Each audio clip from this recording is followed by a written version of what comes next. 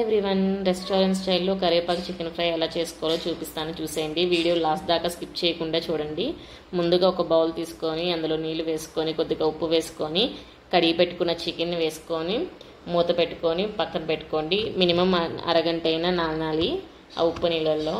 ఇప్పుడు మసాలా కోసం ఒక 10 ఎండుమిర్చి తీసుకొని ఫ్రై అయ్యాక ఒక స్పూన్ ధనియాల పొడి వేసుకోండి. చూపిస్తున్న స్పైసెస్ కూడా వేసుకోండి. ఒక స్పూన్ జీలకర్ర వేసుకొని ఒకసారి కలుపుకోండి. మంచి వాసన వచ్చిన తర్వాత కరివేపాకు ఒక 50 గ్రామ్స్ తీసుకున్నాను, అది కూడా వేసుకోండి. నేను ½ కేజీ చికెన్కి 50 గ్రామ్స్ కరివేపాకు సరిపోతుంది. కరివేపాకు వేసుకున్న తర్వాత ఒక 5 సెకండ్స్ ఉంచి దించేయండి. ఇలా పౌడర్ చేసి పక్కన పెట్టుకోండి. ఇప్పుడేమో ఒక బాండీ తీసుకొని ఒక 2 to 3 టేబుల్ స్పూన్స్ ఆయిల్ వేసుకొని ఆయిల్ హీట్ అయ్యాక కొద్దిగా కరివేపాకు వేసుకొని ఒక పెద్ద సైజు ఆనియన్ ఇలా ముక్కలుగా చేసుకొని వేసుకోండి. ఇది బాగా ఫ్రై అయ్యాక ఒక 50% ఫ్రై అయ్యాక ఒక స్పూన్ అల్లం వెల్లుల్లి పేస్ట్ వేసుకోండి. నేనైతే 1 అవర్ నానబెట్టుకున్నాను చికెన్. మీరు కనుక టైం లేకపోతే ఒక 30 మినిట్స్ అయినా అట్లీస్ట్ నాననివ్వండి, అప్పుడే ముక్క మెత్తగా జ్యూసీగా వస్తుంది మనకి. సో ఈ చికెన్ అంతా అందులో వేసేసుకొని ఒకసారి బాగా కలుపుకోండి మొత్తం కలిసేటట్టు.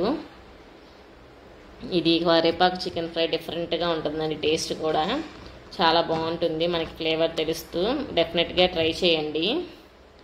చూడండి వాటర్ రావడం స్టార్ట్ అవుతుంది. ఫస్ట్ 10 మినిట్స్ హై ఫ్లేమ్లో పెట్టుకోండి. ఇలా వాటర్ ఊరాక కొద్దిగా ఉప్పు వేసుకోండి సరిపడా. వేసుకున్నాక పచ్చిమిరకాయ చీలికలు కూడా వేసుకొని ఒకసారి కలుపుకోండి. ఆ తర్వాత మనం చేసిన పౌడర్ కూడా ఇందులో వేసుకొని మొత్తం అంతా కలిసేటట్టు బాగా కలుపుకోండి. ఇలా సిమ్లో పెట్టి ఒక 10 మినిట్స్ మగ్గించండి మూత పెట్టుకొని. లాస్ట్లో కొద్దిగా సన్నగా తరిగి పెట్టుకున్న వెల్లుల్లి రబ్బలను కూడా వేసుకోండి, టేస్ట్ బాగుంటుంది. ఫైనల్గా కొత్తిమీర జల్లుకొని సర్వ్ చేసుకోవడమే.